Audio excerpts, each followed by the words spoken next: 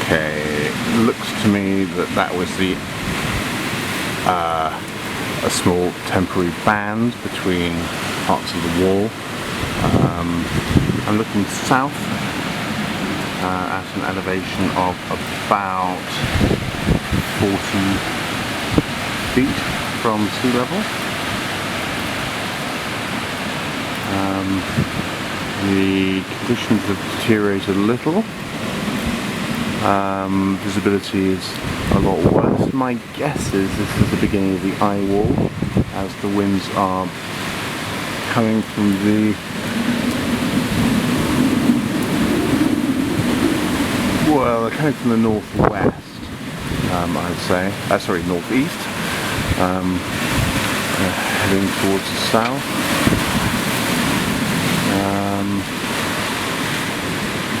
So yes, I'd say this is probably the eye wall.